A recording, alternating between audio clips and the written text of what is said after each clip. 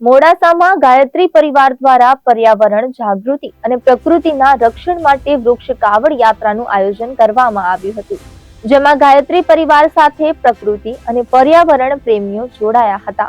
આ યાત્રા અંતર્ગત એક બાજુ કાવડમાં જળ અને બીજી બાજુ છોડ મૂકી બનાવવામાં આવેલી કાવડ લઈ સમગ્ર નગરમાં ભ્રમણ કરી નવી પેઢીને પર્યાવરણ અને પ્રકૃતિ અંગે જાગૃત કરવાનો પ્રયાસ કર્યો છે.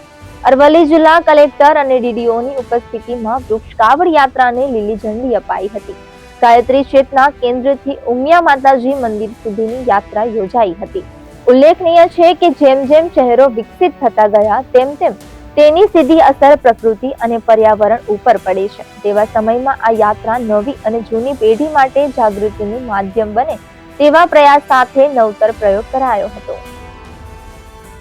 ગાયત્રી પરિવાર યુથ ગ્રુપ છેલ્લા 3 વર્ષથી વૃક્ષારોપણનું કાર્ય કરે છે અને આજે એ વૃક્ષારોપણના કાર્ય હેઠળ આજે એક વૃક્ષ કાવડ યાત્રાનું આયોજન કર્યું છે, જેના થકી મોડાસાની જનતાને પ્રકૃતિ માટે પ્રેરિત કરવા માટે એક વૃક્ષ કાવડ યાત્રાનું આજે આયોજન કરવામાં આવ્યું છે. અને ગાયત્રી પરિવાર યુથ ગ્રુપ અત્યાર સુધીમાં 4000થી વધારે વૃક્ષો વાવીને ઉછેરીને મોટા કરી ચૂક્યું છે. મોટા કરવાના સંકલ્પ સાથે જ આજ સુધી ગાયત્રી પરિવાર યુથ ગ્રુપ કામ કરી રહ્યું છે. વૃક્ષ કાવડ યાત્રાનું એક નવતર પ્રયોગ અને ખૂબ સરસ પ્રયોગ કરવામાં આવી રહ્યું છે. અહીંયા એક વૃક્ષ કાવડ યાત્રા શરૂ કરવામાં આવી છે. એમાં મોટી સંખ્યામાં લોકો ગાયત્રી પરિવારથી પણ બીજી સંસ્થાઓથી પણ અને આમ નાગરિકો જોડાયા છે.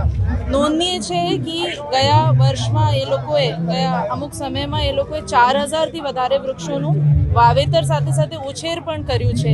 એ ખરેખર બધા માટે એક ઉદાહરણ સ્વરૂપ છે જે ગાયત્રી પરિવાર કરી રહ્યા છે. આપણે બધાના સહિયારા પ્રયત્નોથી આરોગ્ય અને શાંતિ અને એક આખું સારું એક વાતાવરણ બને એના માટે જે લોકો પ્રયોગ કરી રહ્યા છે એ ખૂબ ઉલ્લેખનીય છે અને ખૂબ પ્રશંસનીય છે. એના માટે હું એમને અભિનંદન આપું છું.